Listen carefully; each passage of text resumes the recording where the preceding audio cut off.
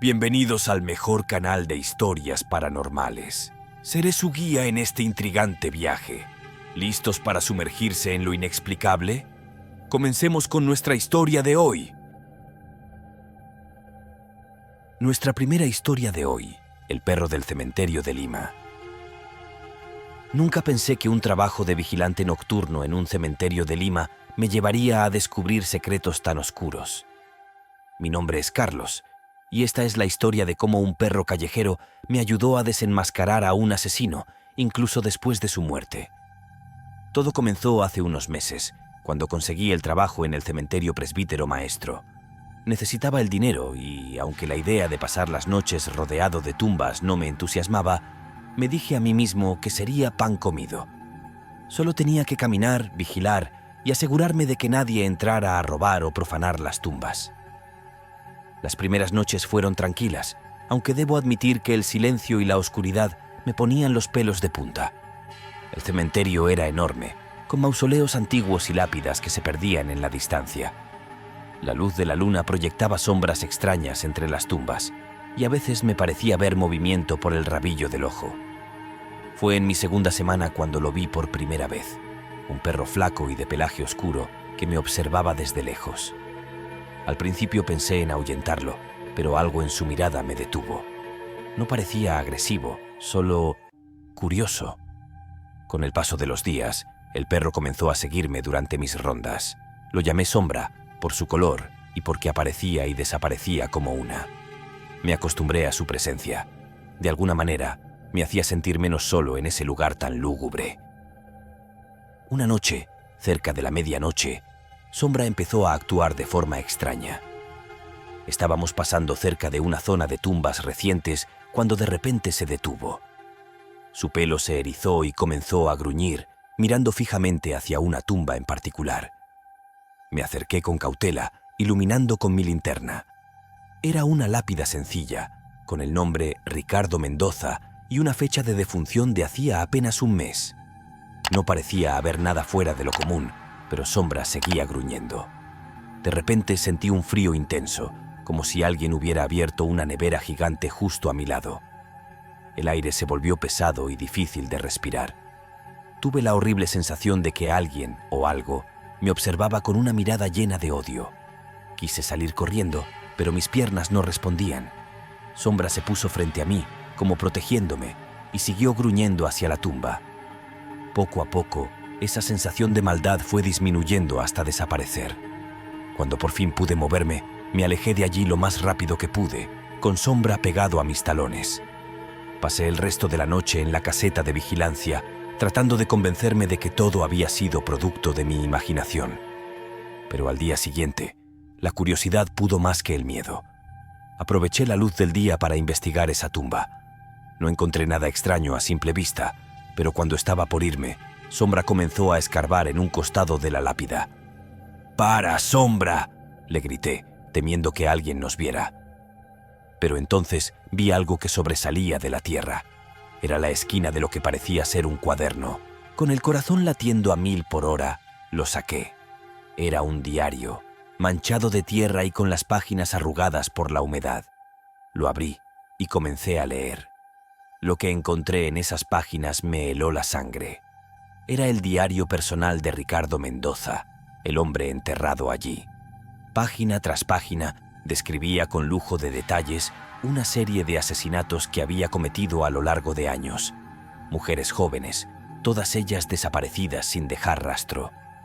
La policía nunca había conectado los casos. Mendoza escribía sobre sus crímenes como si fueran logros, sin una pizca de remordimiento. La última entrada era de apenas unos días antes de su muerte, donde mencionaba que se sentía enfermo y temía que su obra quedara inconclusa. No podía creer lo que estaba leyendo. Este hombre, enterrado a pocos metros de mí, era un asesino en serie que se había llevado su secreto a la tumba. O eso creía él. Sin perder tiempo, llamé a la policía. Les conté todo, desde la extraña sensación que había tenido la noche anterior hasta el descubrimiento del diario. Al principio parecían escépticos, pero cuando les mostré el cuaderno, todo cambió. En los días siguientes, el cementerio se llenó de policías y forenses. Excavaron alrededor de la tumba de Mendoza y encontraron más evidencia, objetos personales de las víctimas que él había guardado como trofeos. La noticia explotó en los medios.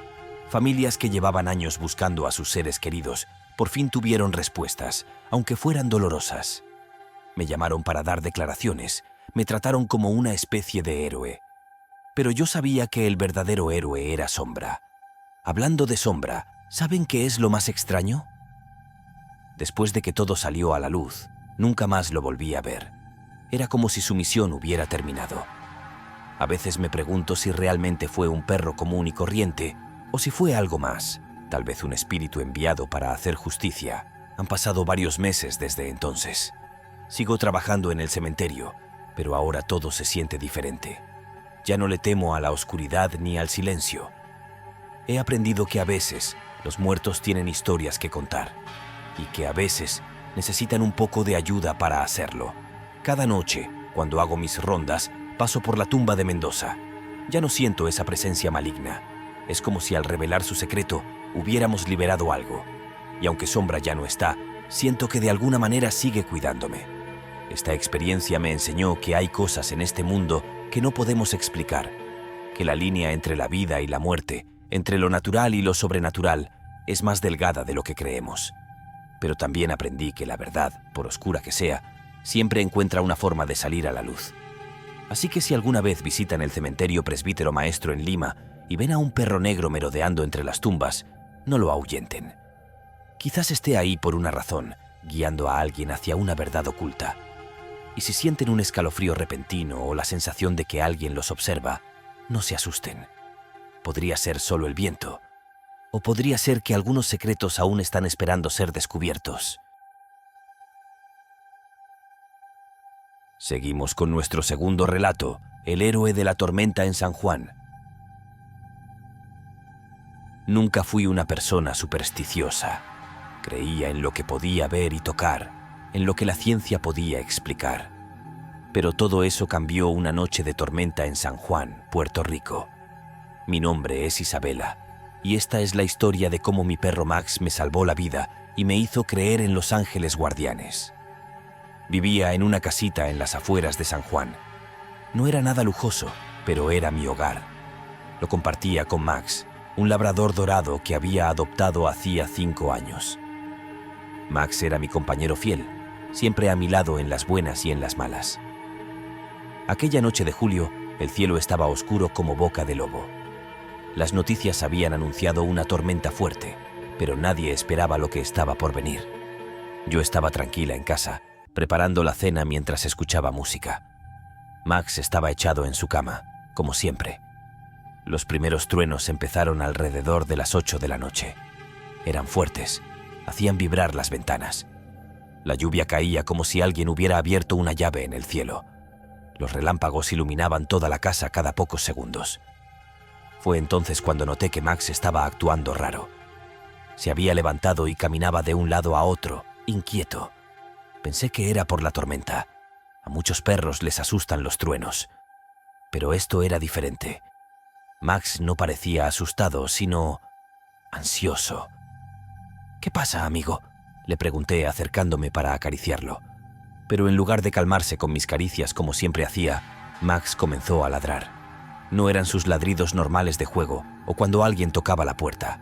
Eran ladridos frenéticos, desesperados. De repente corrió hacia la puerta de entrada y empezó a arañarla. Luego volvía a mí, me agarraba suavemente del pantalón con los dientes y tiraba, como si quisiera llevarme hacia la puerta. «Max, ¿qué te pasa? Cálmate», le dije, empezando a asustarme. Pero él no se calmaba. Seguía yendo de mí a la puerta, ladrando y gimiendo. Nunca lo había visto así. Sus ojos... Juro que había algo en sus ojos, una inteligencia, una urgencia que iba más allá de lo animal. Después de unos minutos de este comportamiento, decidí hacerle caso. Tal vez necesitaba salir con urgencia. Abrí la puerta, esperando que saliera corriendo al jardín. Pero en lugar de eso, Max se quedó en el umbral, mirándome y ladrando. «¿Qué quieres, Max?», le pregunté, confundida. Y entonces lo entendí. No quería salir él solo. Quería que yo saliera con él. En ese momento, un trueno retumbó tan fuerte que sentí vibrar el suelo bajo mis pies. La lluvia caía con tanta fuerza que apenas podía ver más allá del porche. Salir con este tiempo era una locura. Pero Max seguía insistiendo. Algo en mí, una voz interior que no sabía que tenía, me dijo que le hiciera caso. Con el corazón latiendo a 1000 por hora, agarré mi impermeable del perchero y salí. Apenas habíamos dado unos pasos fuera de la casa cuando sucedió. Un relámpago iluminó el cielo, tan brillante que por un segundo pareció de día. El trueno que lo siguió fue ensordecedor, y luego un crujido terrible. Me di la vuelta justo a tiempo para ver cómo un rayo caía directamente sobre mi casa. Fue como si el cielo hubiera decidido partir el mundo en dos, y el punto de impacto fue mi hogar. En cuestión de segundos, las llamas empezaron a devorar el techo. El fuego se extendió rápidamente, alimentado por la madera seca de la estructura. En minutos toda la casa estaba envuelta en llamas. Me quedé allí, bajo la lluvia torrencial, viendo cómo todo lo que tenía se convertía en cenizas. Estaba en shock, incapaz de moverme o pensar. Fue Max quien me sacó del trance, empujándome suavemente con su hocico, alejándome del calor de las llamas. Los vecinos empezaron a salir de sus casas, alarmados por el ruido y el fuego. Alguien llamó a los bomberos, pero para cuando llegaron, ya no quedaba mucho por salvar. Esa noche la pasé en casa de una vecina, abrazada a Max, todavía tratando de procesar lo que había sucedido. Si no hubiera sido por él, si no hubiera insistido en que saliéramos, yo habría estado dentro cuando cayó el rayo. Probablemente no habría sobrevivido. En los días y semanas que siguieron, mientras lidiaba con el seguro y buscaba un nuevo lugar para vivir, no dejaba de darle vueltas a lo sucedido. ¿Cómo había sabido Max que debíamos salir? ¿Cómo había presentido el peligro? Investigué y descubrí que hay casos documentados de animales que pueden percibir cambios en el campo electromagnético antes de desastres naturales. Pero esto era diferente. Max no solo había sentido el peligro, había actuado de manera intencional para salvarme. Comencé a observarlo más de cerca. Noté cosas que antes pasaba por alto. Cómo parecía entender conversaciones complejas. Cómo a veces se quedaba mirando fijamente a rincones vacíos de la habitación, como si viera algo que yo no podía ver. Como siempre sabía cuando estaba triste o preocupada, y venía a consolarme. Una noche, meses después del incidente, tuve un sueño. En él veía a Max rodeado de una luz brillante. Pero no era solo Max. Era como si fuera él, y al mismo tiempo algo más, algo antiguo y sabio. En el sueño me hablaba sin palabras. Me decía que siempre había estado conmigo y siempre lo estaría. Me desperté con lágrimas en los ojos y una certeza en el corazón. Max no era solo un perro. Era mi ángel guardián, mi protector, que había tomado la forma de un animal para estar a mi lado. Sé que mucha gente pensará que estoy loca, que el trauma del incendio me afectó, pero yo sé lo que sé. Cada vez que miro a los ojos de Max, veo más que a un perro. Veo a un ser que me ama incondicionalmente, que daría su vida por mí, que de hecho ya me la salvó una vez. Desde esa noche de tormenta, mi visión del mundo ha cambiado. Ya no creo solo en lo que puedo ver o tocar. Creo en las conexiones invisibles, en los guardianes que nos cuidan desde otro plano. Creo que el amor puede tomar muchas formas, incluso la de un labrador dorado. Así que si alguna vez vienen a San Juan y ven a una mujer paseando a un perro dorado por la playa, sonriéndole y hablándole como si fuera una persona, no se extrañen. Esa soy yo, caminando junto a mi ángel guardián de 4 patas, porque ahora sé que los milagros existen y que a veces vienen en forma de ladridos y lamidas. Nuestro último relato del día de hoy, el can de los bosques de Córdoba. Nunca olvidaré aquel verano en Córdoba. Lo que comenzó como unas vacaciones familiares se convirtió en una pesadilla que todavía me persigue en sueños. Les contaré lo que pasó, aunque sé que muchos no me creerán, pero les juro que cada palabra es cierta. Mi nombre es Marcela, y junto a mi esposo Roberto y nuestros 2 hijos, Lucía de 12 años y Matías de 8, decidimos pasar nuestras vacaciones en una cabaña en las sierras de Córdoba. El lugar era hermoso, árboles altos, aire fresco y un silencio que solo se rompía con el canto de los pájaros. Pensamos que sería perfecto para desconectarnos de la ciudad. La cabaña era rústica pero acogedora, con vista al bosque. Los primeros días fueron maravillosos. Hacíamos caminatas, asados y por la noche nos sentábamos alrededor de una fogata a contar historias. Todo cambió el cuarto día. Habíamos salido a explorar un sendero nuevo cuando escuchamos un gemido lastimero. Nos acercamos con cuidado y allí, entre unos arbustos, encontramos a un perro. Era grande, de pelaje oscuro y estaba herido en una pata. «¡Pobrecito!», exclamó Lucía. «¿Podemos ayudarlo, papá?». Roberto y yo nos miramos. No podíamos dejarlo allí sufriendo. Con cuidado, Roberto lo cargó y lo llevamos a la cabaña. Le limpiamos la herida y le dimos de comer y beber. El perro parecía agradecido, moviendo su cola débilmente. «¿Podemos quedárnoslo?», preguntó Matías con ojos suplicantes. «Solo hasta que se recupere», respondí. «Luego buscaremos a su dueño». Esa noche, el perro dormía tranquilo en un rincón de la sala. Nos fuimos a la cama, contentos de haber hecho una buena acción. Pero alrededor de la medianoche, un sonido me despertó. Era un aullido, pero no como ninguno que hubiera escuchado antes. Era profundo, casi gutural, y parecía vibrar en el aire. Me levanté de un salto y fui a la sala.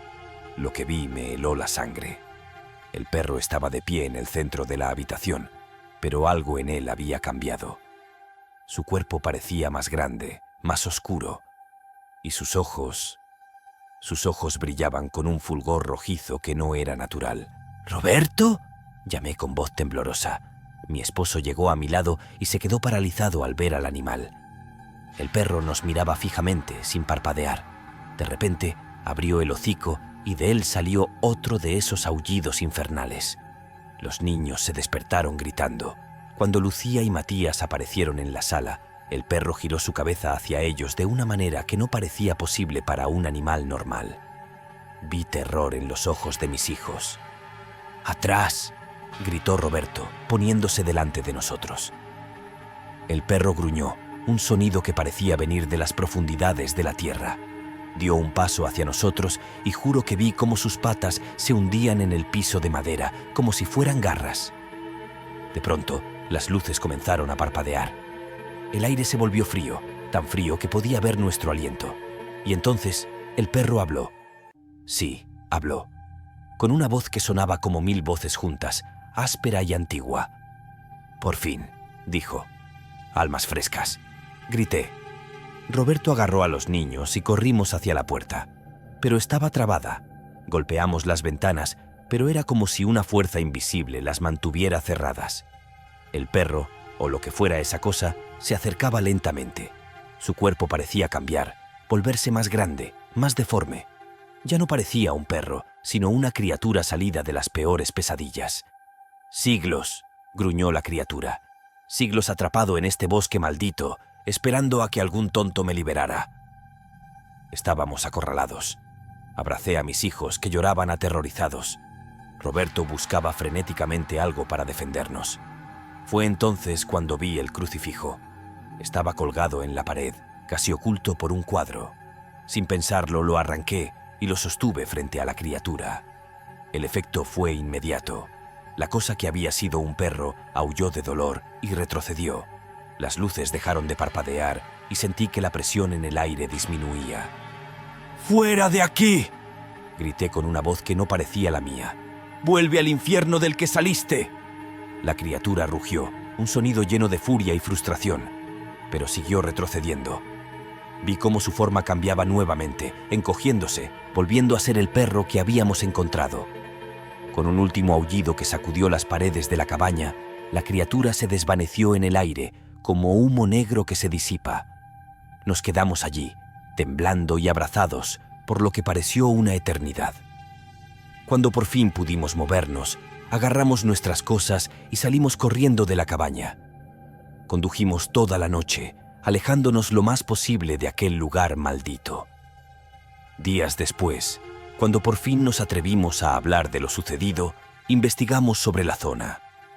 Descubrimos leyendas antiguas sobre un bosque maldito, donde un demonio había sido atrapado siglos atrás por un chamán. Se decía que el demonio podía tomar la forma de animales heridos para engañar a los viajeros y robar sus almas. Han pasado años desde aquella noche, pero el recuerdo sigue fresco en mi mente. A veces, cuando escucho el aullido de un perro en la distancia, siento un escalofrío recorrer mi espalda. Y en las noches oscuras, cuando el viento sopla entre los árboles, casi puedo escuchar aquella voz antinatural susurrando promesas oscuras. Aprendimos de la manera más dura que hay lugares en este mundo donde lo sobrenatural y lo mundano se encuentran, que hay fuerzas antiguas y malignas esperando la oportunidad de cruzar a nuestro mundo, y que a veces el acto más inocente, como ayudar a un animal herido, puede desencadenar horrores inimaginables. Si alguna vez visitan las sierras de Córdoba y ven un perro herido en el bosque, por favor, no lo ayuden. Llamen a las autoridades o a un refugio, porque nunca sabrán si están salvando a un animal inocente o liberando a un demonio que ha esperado siglos para reclamar almas desprevenidas. Yo tuve suerte. Mi familia y yo sobrevivimos para contar la historia, pero sé que hay otros que no tuvieron la misma fortuna. Y sé que en algún lugar de ese bosque maldito, una criatura antigua y malévola sigue esperando, paciente y hambrienta, a su próxima víctima. Estimados pasajeros del miedo, nuestro recorrido por hoy ha finalizado. Espero que hayan disfrutado el trayecto y recuerden darle al botoncito mágico de like si no quieren que algún ente maligno arañe su cama esta noche. Y ojo, suscríbanse para acompañarme en más paseos al límite del terror. ¡Hasta la vista!